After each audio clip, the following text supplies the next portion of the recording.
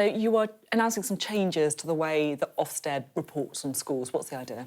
We want to break down the barriers to opportunity for every child, and obviously our plan for change sets out the direction of travel we want to take. We've ushered in a new era on high and rising standards in every school, and what we want to do is make sure that parents get really good, rich information around the journey that the school's on to improve. So where it's doing well and the areas that it wants to improve. And so just to because I got all that. That's the kind of press release. That's the lines to take. What are you actually doing? What are you doing?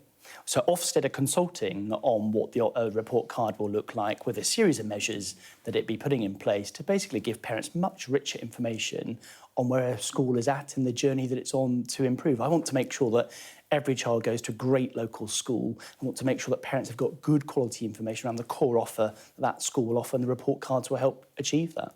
So the teaching unions aren't happy, I think it's fair to say. The head teachers union, the ASCL, for example, said that the report cards appear to be even worse than the single-word judgments that were criticised before. What's your response to that? I want to make sure that every child goes to a great local school and there's high and rising standards in every school, and the investment and the reform that we are bringing will help achieve that. Of course we want to hear from the sector, of course we want to consult and engage on what our proposals will do, but I want to make sure that parents have got access to really good quality information, so when they make a choice around where they send their school, they know they're making the right choice, and that's fundamental to what we're doing. You say that it's good to hear from the sector. Does a part of you think the unions were moaning before about the single-word judgments, now they're moaning again because the judgments are too complicated? These guys are never going to be happy. It's really important that we listen to all stakeholders. You know, my focus is on listening to what parents tell me they want to see in an education system. So you're listening more to the parents than the unions, is that fair? Well, I visit schools every week, Sophie, and I hear what teachers tell me, I hear what school support staff tell me, and what they tell me is that they want a government that breaks the link between background and opportunity, and that's exactly what we're doing with our plan for change. Look, sorry, we've got a lot of plan for change, a lot about breaking down barriers, but we're talking about the Ofsted report cards here, right? So just to get really clear, you know, the teachers are saying it's too much, they don't like it. Parents telling you that actually they do want more information, so the unions are just going to have to suck it up. Well, they do want more information, they want richer information. When I was a school governor, Sophie, I would read a school report and didn't think it told me very much around where the school was at. And actually, we want to make sure that there's a push for partnership and to make sure that there's excellence in every single school. And I think the report cards are a key part in making that happen. There's obviously a bit of a recruitment issue going on with teachers. I'm sure it's something that you're very aware of as well. Are you worried that putting more pressure on teachers could lead to more people leaving the profession? See, more broadly, our wider reforms obviously will make a real difference to the teacher recruitment and retention crisis that we've seen. Obviously, we increased teacher pay last year by 5.5%. There's lots of things in the Children's Wellbeing Bill that will hopefully improve the wellbeing of teachers. I want to see more flexible working in schools. I want to learn from the best in the education system to make sure that teachers are supported to do the vital job that they do to make sure that every child succeeds and thrives. So you think that you're not worried about Ofsted putting pressure on teachers and making them leave the profession? I mean, I've heard the pressure that Ofsted has on schools and school leaders, and that's why, obviously, we're committed to reforming. But obviously, Ofsted have a consultation that they are going to be running in due course. It's really important that teachers and school support staff up and down the country feed into that consultation. I just want to talk a little bit about wider issues now, because Keir Starmer is obviously in Brussels today. He's the first UK Prime Minister to join a meeting of EU leaders since Brexit. What impact has Brexit had on the UK economy? I think it's really important that Keir is in Brussels, you know, working really closely with our allies around what that relationship looks like for the future. And obviously the security and growth of our economy is absolutely vital, working alongside the EU. In my own brief, I have got responsibilities around AI, and I think one of the benefits of Brexit has been some of the new freedoms because of regulations being removed on AI, and I think that's a really exciting programme for this government to be getting on and delivering. Because the question was about the impact of Brexit on the UK economy. You know, since 2016, foreign investment fallen by 37%, immigration from outside the EU up 600,000, growth, productivity flatlining effectively. And what impact would you say it's had on the economy?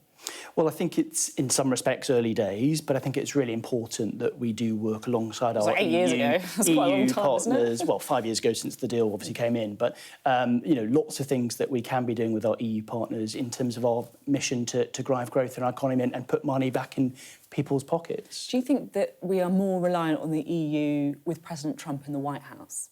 Well, I think the Prime Minister set out earlier today that it's really important we have a good relationship with the EU and with the US. The US is obviously a very well-established trading partner of ours. We want to make sure we continue on those shared priorities around security and growth and make sure we deliver more money in people's pockets. So I think it's not one or other. It's about a relationship with both entities to make sure we get the best of the British people. I mean, if that US relationship was so important, it's a bit of a weird decision, was it, to appoint a US ambassador who described the president as a danger to the world? I think it's an interesting tactic. Well, I think Peter Mandelson did a very good job as ambassador to the US. I think and that relationship with the US is so vital. Historic trading. He doesn't partners. think he's a danger to the world anymore, then. Well, Peter set out his stall, and we're really close working together is absolutely key for that relationship between the UK and the US. OK.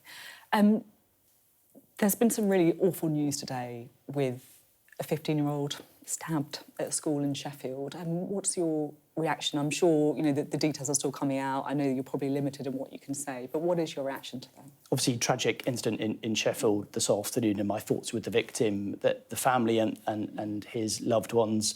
Schools should be places for protection, and it's absolutely important that the local authority, the school, and the police work together to make sure that remains the case. But I mean, obviously, I can't cut across a live police investigation that South Yorkshire Police obviously launched. But my thoughts are with the family at this very difficult time.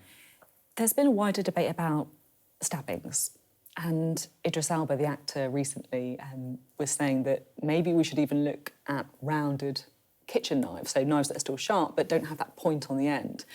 And I've been thinking about this a bit because when do you use the point? You don't tend to use the point in your cooking that much, and by far the most common murder weapon in the UK is a kitchen knife. Is that something you think should be looked at?